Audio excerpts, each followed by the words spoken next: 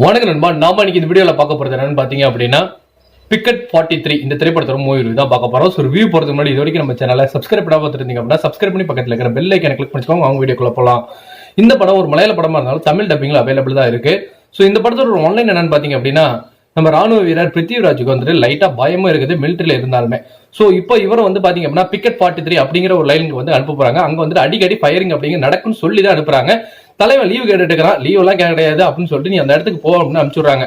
இப்ப சில லைன்ல வந்து பாத்தீங்க அப்படின்னா காஷ்மீரோட அந்த இலையில வந்துட்டு கும்பலாவும் வந்துட்டு இருப்பாங்க. அதே மாதிரி வந்துட்டு அந்த பார்டர் பிரிச்சு இந்த சைடு வந்துட்டு பாகிஸ்தான், இந்த சைடு வந்துட்டு இந்தியா இருக்கும் போது தனியாவும் வந்துட்டு ஒவ்வொருத்தருக்கும் வந்து பாத்தீங்க அப்படின்னா செர்டன் பிளேஸ் கொடுத்து அமைச்சு வச்சிருக்காங்க. சோ அந்த இடத்துல வந்து பாத்தீங்க அப்படின்னா இந்திய எல்லைக்குள்ள வந்து பாகிஸ்தான் வந்து யாருமே வந்துடக்கூடாது அப்படிங்கிறதுக்காக சொல்லிட்டு பிருத்திவிராஜ் வந்துட்டு அலகேட் பண்ணி வச்சிருக்காங்க. சோ ஒரே ஒரு எல்லை கோட் இருக்கு. இந்த சைடு பாத்தீங்க அப்படின்னா பிருத்திவிராஜ் தங்கி இருக்காரு ஒரே ஒரு அண்டுக்குள்ள. இந்த சைடு வந்து பாத்தீங்கன்னா அதே மாதிரி ஒரு அண்டு பாகிஸ்தான் வந்துட்டு ஒரு சோல்ஜர் தங்கி இருக்காரு. இவங்க ரெண்டு பேத்துக்குள்ள ஏற்படுற ஃப்ரெண்ட்ஷிப். இதுக்கு அப்புறமேட்டு என்ன நடந்துச்சு, நம்ம பிருத்திவிராஜ் உயிரோட திரும்பி வந்தாரா இல்லையா அப்படிங்கிற அந்த படத்தோட மீதி கதையை அமைஞ்சிருந்தது. இந்த படத்துல என்ன நல்லா இருந்துச்சு நல்லா இல்லைங்க பாத்துருவோம். ஃபர்ஸ்ட் இந்த படம் ஒரு பேஸ்ட் ஆன் ரியல் ஸ்டோரிங்கிற மாதிரி ஃபர்ஸ்ட் எடுத்ததுமே சொல்லி ஸ்டார்ட் பண்ணிடுறாங்க. சோ படம் பாக்குறது முறை ஒரு பிளசண்டான ஃபீல் வந்துட்டு கொடுத்திருந்தாங்க. பிருத்திவிராஜ் ரொம்ப சூப்பரா நடிச்சிருந்தாரு. ஸ்மார்ட்டா இருந்தாரு. ஒரு சோல்ஜர் அந்த கேரக்டருக்கு ஏத்த மாதிரி அவ்வளவு அழகா வந்து நடிச்சிருந்தான்னு சொல்லி ஆகணும். இவரு கூட பகாடிங்கிற அந்த நாயுமே வந்து ரொம்ப சூப்பரா பண்ணியிருந்தது. அது அந்த தண்ணியை தாண்டாத அந்த ஒரு சீக்வன்ஸும் வந்து ரொம்ப சூப்பரா வந்துட்டு பண்ணியிருந்தது. கடைசி கிளைமேக்ஸ்ல இருக்கக்கூடிய அந்த ஒரு சின்னதா வந்து அந்த டாகுக்கும் நம்ம பிருத்திவிராஜ் இருக்கக்கூடிய அந்த எமோஷனல் சீக்வன்ஸ்லாம் வந்துட்டு ரொம்ப அழகா வந்துட்டு கேரி அவுட் பண்ணியிருந்தார் பிருத்திவிராஜ். அதே மாதிரி வந்துட்டு லீவ் கேட்க போனவர் லீவ் எல்லாம் தர முடியாது, இந்த இடத்துக்கு போட்டு ரொம்ப ஆபத்தான இடத்துக்கு வந்துட்டு பயமா இருக்கிற ஒருத்தர் வந்து அனுப்பிச்சு வைக்கிறாங்க.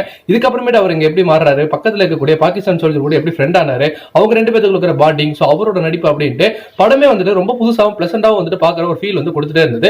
படத்தோட சினிமாட்டோகிராஃபி அந்த காஷ்மீரை காட்டின விதம் அப்படின்ட்டு ரொம்ப சூப்பரா வந்துட்டு படம் வந்து மூவ் ஆகிட்டே தான் இருந்தது. அடுத்தடுத்த காட்சிகள் என்ன நடக்கும் அப்படிங்கிறதுக்கு வந்துட்டு நான்லீனியரா வந்துட்டு படத்தை வந்து முன்னாடியே கொண்டு போயிட்டாங்க. இங்க ஒரு குண்டடி படுது, இந்த சைடு கதையை வந்துட்டு ஓபன் பண்ணிட்டு இருக்காங்க. இந்த குண்டடியில் வந்து திரும்ப பிருத்திவிராஜ் எஸ்கேப் ஆகுற இந்த சைடு கதையை வந்துட்டு சொல்லிட்டு இருக்காங்க.